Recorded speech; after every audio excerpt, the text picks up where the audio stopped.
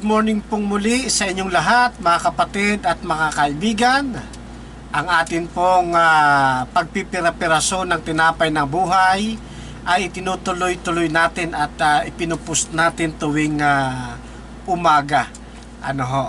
At sa pagkakataon pong ito ay muli na naman tayong mag-aaral ng kalooban ng ating Panginoon at babasa mula sa banal na kasulatan ng kanya pong mga salita. At ang atin pong pag-aaralan naman ngayon ay mababasa natin sa aklat ng Jeremias Kapitulo 23, talatang 23 hanggang 24. Ganito po ang sabi sa atin: Ako ay Diyos na nasa lahat ng dako at hindi sa iisang lugar na nanatili. Walang makapagtatago sa akin. Nakikita ko siya saan man siya pumunta, sapagkat ako'y nasa langit, nasa lupa, at nasa lahat ng lugar. Pansamantala po tayong manalangin, mga kapatid, mga kaibigan. Amang banal, sa amin pong muling gaganaping pagninilay at pagpipira-piraso ng tinapay ng buhay, amin pong hangad ng inyong kalwalhatian ang patuloy naming maitaas at maitanyag. Umaasa din kami na ang banal na Espiritu ay aming makakapiling at tuturuan niya kami ng mga bagay na dapat naming matutunan.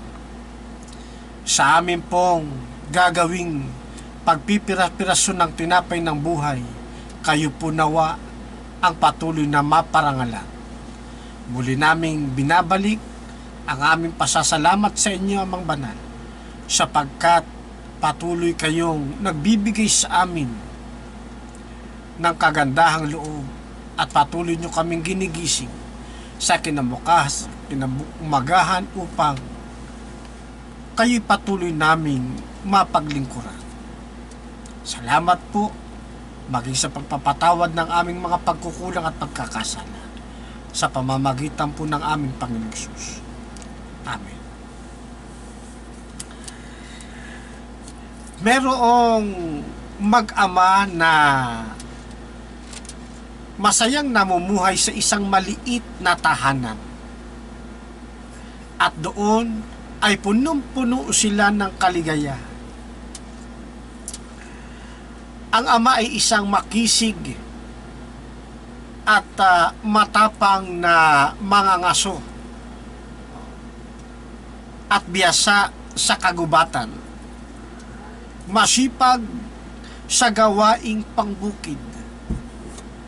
Kaya sa tuwing sasapit ang hindi pa nagliliwanag, ang ama ay pupunta na sa bukid o di kaya'y kung saan man niya na-schedule ang kanyang mga araw, at babalik upang ang napagpagalan ay kanilang pagsasalu-saluhan. Samantala,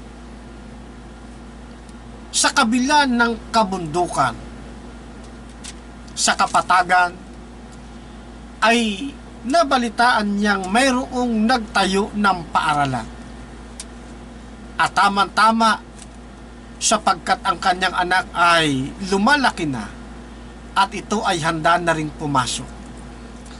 Kaya ang kanyang ginawa ay pumunta siya doon sa nasabing itinayong eskwelahan na bubuksan para sa mga mag-aaral, at in-enroll niya doon ang kanyang kaisa-isang minamahal na anak. Kinausap niya ang kanyang anak pagkatapos na ito ay mai-enroll. Kinumbisi niya ang kanyang nag-iisang anak na kinakailangan na niyang mag-aral. At upang mapapayag ito'y ipinangako ng kanyang ama na tuwing umaga, sa tuwing siya ay papasok, ihahatid siya ng kanyang ama at susunduin siya kapag siya ay uuwi na. Sa madaling salita, napapayag ang kanyang anak. Lumipas ang ilang mga araw, inahatid ng tatay, pagkatapos uuwi ang tatay upang maghanap buhay. Pagdating ng hapon ng uwian, susunduin siya ng kanyang ama at pagkatapos ay iuwi sa kanilang tahanan. Lumipas ang mga buwan, lumipas ang 1 taon, 2 taon, 3 taon, 4 na taon, at marami pang mga taon. Napagpasyahan ng kanyang magulang sapagkat nakikita na ng tatay na kaya nang pumasok ng mag-isa ng kanyang anak.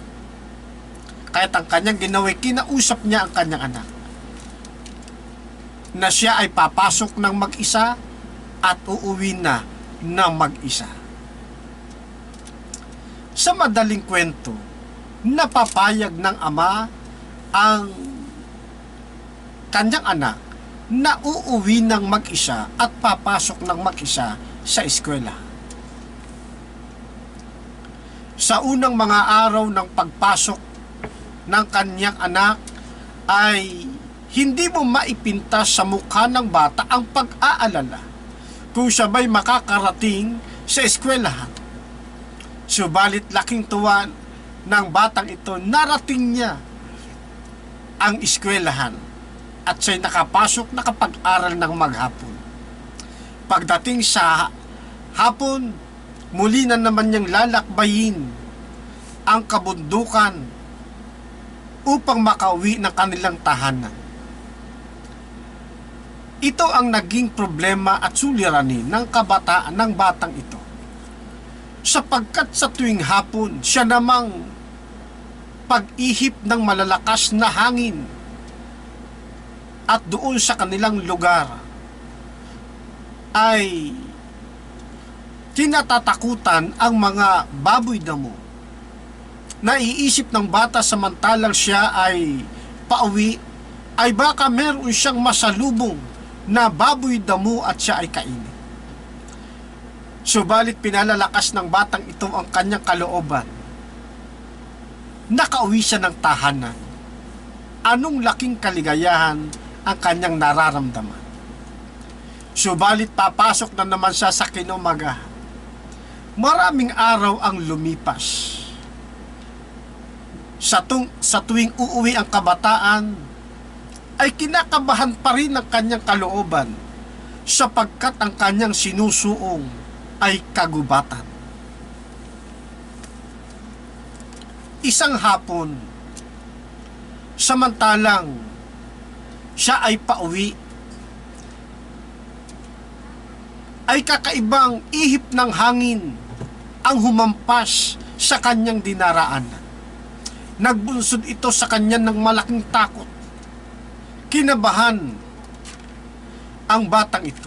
At samantalang lilinga-linga ay nakikita niya ang mga pag-iindayog ng mga luntiang dahon ng mga puno. At pagkatapos, dumating pa ang pagkakataon na medyo kumulimlim na ano pat nagkapagdagdag sa kanya ng alalahanin. Dahan-dahan siyang lumalakad, pinalalakas ang kanyang kalooban. Subalit sa di kalayuan sa kanyang harapan ay natambat ang isang mabangis at malaking kinatatakutang baboy ramo na kung saan ay nakatitig sa kanya at handa siyang daluhugin ng hayop na baboy damo. Iniisip ng bata kung siya ay tatakbo, tiyak na siya'y aabutan man din. Subalit sa takot na nararamdaman ng batang ito'y halos hindi na siya makagalaw. Nangihina ang kanyang kalamnan, ang kanyang tuhod ay bibigay. Labis ang takot at kaba ang naranasan ng batang ito ng mga panahong yun. Maya-maya pa Ang baboy damo ay ubod ng tapang na siya ay sinugod. Sa sobrang takot ng batang ito, napaupo na lamang ito at ipinikit ang kanyang mga mata. Subalit, mayroon siyang narinig na kakaibang tunog. Ang baboy damo ay humiyaw ng malakas at ito ay lumagabog. Unti-unting idinidilat ng bata ang kanyang mga mata. At nakita niya natambad sa kanyang harapan ang baboy damo na nakabulagtat wala ng buhay na mayroong tama ng palakol sa kanyang noo. Paglingon niya sa bahagi ng kanyang likuran ay nakita niya ang kanyang ama. Mula doon sa malalagong mga halaman ay lumabas. At siya ay pinuntahan, agad niyang tinakbot, ito'y iniyakap ng buong higpit. Habang hinihimas ng ama ang likuran ng kanyang anak na yakap-yakap, ang sabi niya, akala mo ba sa tuwing ikay pumapasok ng mag-isa at umuuwi ng mag-isa ay hindi mo ako kasama? Lagi akong nakasubaybay sa iyo, saan ka man pumupunta. Mga kapatid, mga kaibigan, ang kwentong ito ay larawan ng pagmamahal ng ating Panginoong Diyos sa langit. Opo, sa mga panahong kailangan natin ng ating Panginoong Diyos, ay lagi lamang siyang naririyan at handang tumulong sa atin. Sa panahong ito ng pansanlibutang pandemic, itong COVID-19 na atin pong pagsubok na kinahaharap, hindi natin maiiwasang tayo ay magkaroon ng iba't ibang pag-aalala, sapagkat tunay na napakaraming mga alalahanin ang ating nararanasan. Mga alalahaning tila baga walang katapusan. Mga alalahaning hindi natin sukat akalain na ating mararanasan. Mga hindi birong mga alalahanin. Subalit ganun pa man mga kapatid, ang ating Panginoong Diyos sa langit ay laging nakaantabay sa lahat ng ating pangangailangan.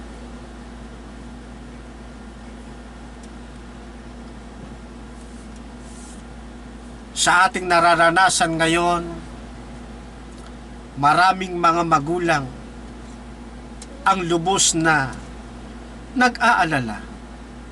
Papaano na nga ba ang edukasyon ng kanilang mga anak?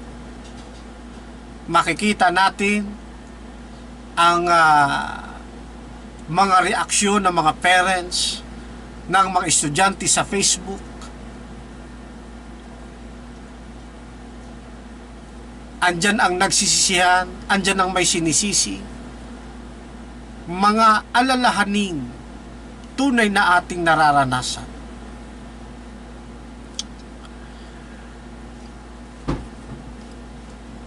Hindi alam kung saan huhugot ng maipambabayad sa matrikula, sapagkat marami at mahabang panahon ang nawalan ng hanap buhay.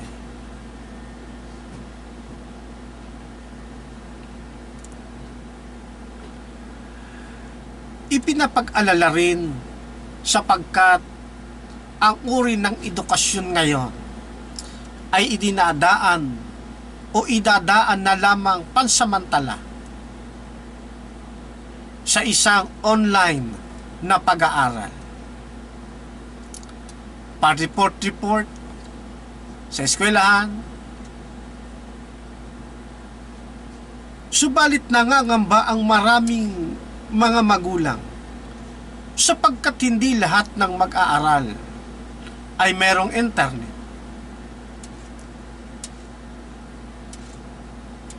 Hindi lahat ng pamilya ay mayroong sapat na kakayanan upang turuan ang kanilang mga anak.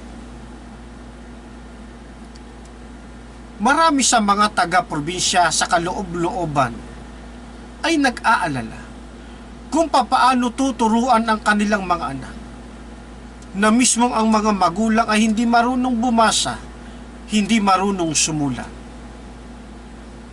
Mga alalahaning sadyang nararanasan sa panahon ng pandemya.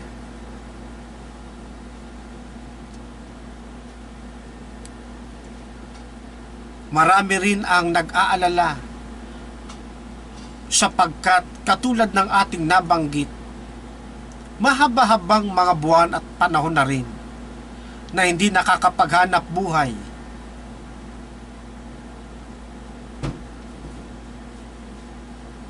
Saan sila kukuha, ika nga, ng kanilang kakainin? Bagamat may napapabalita na mga ayuda pang darating, ay nag-aalala sapagkat hindi ito kakasya.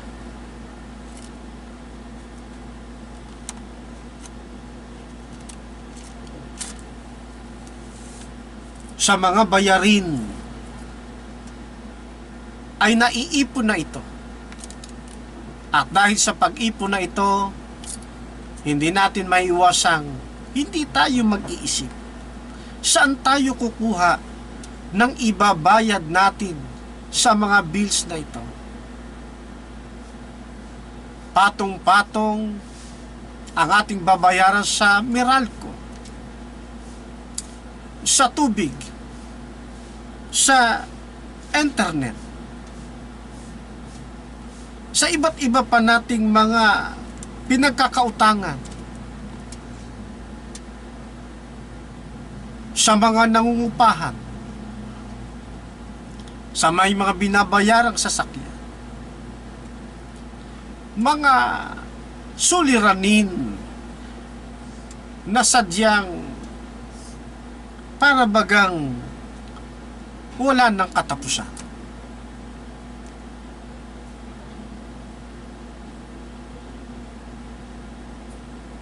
Ang mga guro, lalo na sa mga private school, ay pansamantalang mawawalan ng hanap buhay ang iba. Pansamantalang titigil sa pagtuturo sapagkat nagbago ang sistema ng kalakaran ng edukasyon, dala ng pangmalawakang pandemya.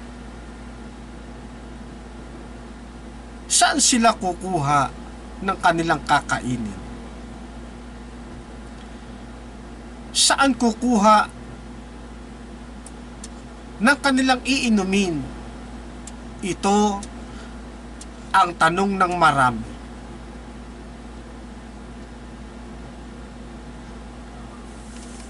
Sabi ng ating Panginoon sa ibang talata ng banal na kasulatan, tignan ninyo ang mga liryo sa parang.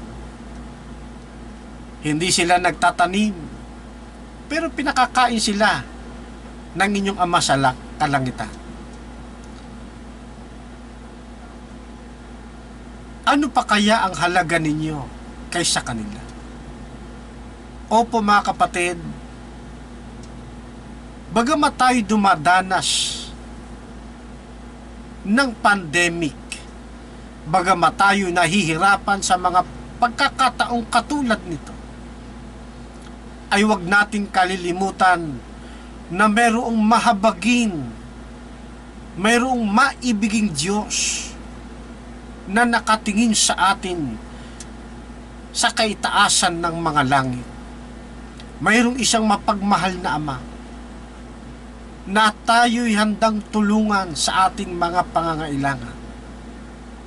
Ang ating mga kabalisahan, mga alalahanin, ibigay natin sa palad ng ating Panginoong Diyos.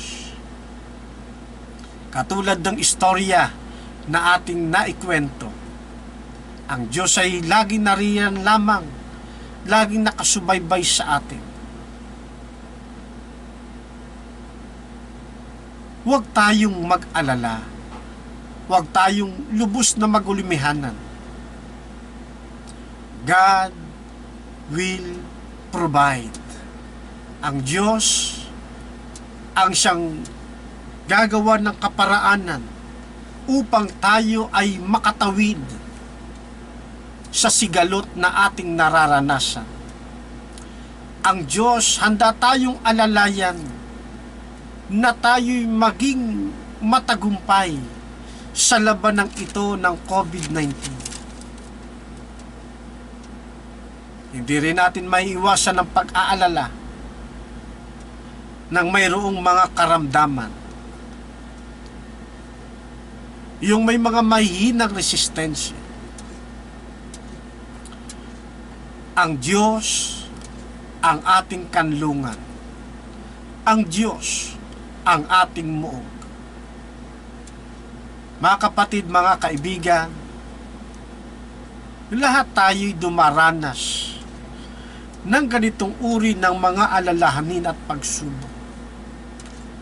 Subalit sa kabila nito, kailangan nating manangan, magtiwala ng lubos sa atin pong Panginoong Diyos na siyang makasasalba, makatutulong sa lahat ng ating pangangailangan. Kaya naman mga kapatid ko, isang napakagandang mensahe ngayong umaga na tayo ay magkaroon ng lubos na pagtitiwala. Ilagak natin sa ating Panginoon ang lahat ng ating kabalisahan, ang lahat ng ating pag-aalala. Hayaan natin ang ating Panginoong Diyos ay siyang gumawa ng kaparaanan upang tayo ay makalampas sa pagsubok na ito.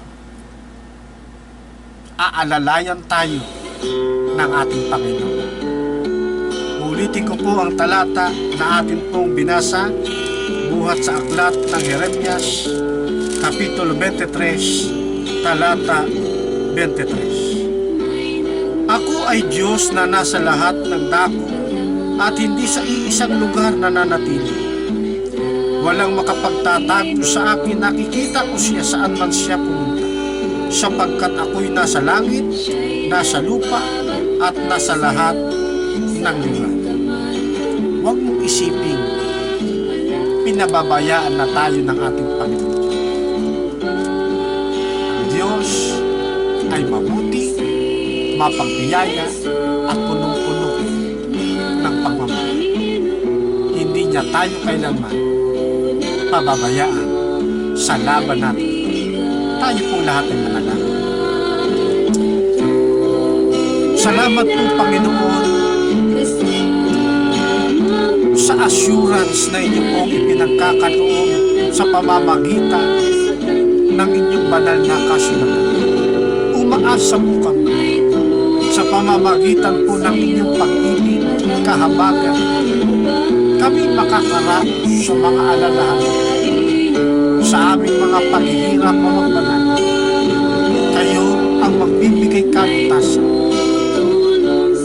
Sa panahon kayo ay aming kailangan, lagi po kayong narinig at umaalala. Tulungan po ninyo amang banal ang bawat isa sa aming mga kakanin, sa aming mga daramdam, sa aming mga iyon. Kayo po, Panginoon, ating mga puso. Ano mang aming kahinaan na magpanong, tulungan niyo po kaming mapalakas ang aming pagtitiwala sa inyo. Umaasa din po kami ang mga pagsubok na ito ay malalampasan namin kapag kalinahayag na sa ikalawa ninyong pagbabalik na magbalik. Sama-sama rin kami sasalubong sa inyo ang pagmamana ng kaligayahan at buhay na walang katapusan. Muli po, pinabalik po namin ang aming pasasalamat at patuloy kang manulat pagtaas ang dakilang Panginoon sa pangalan po ng aming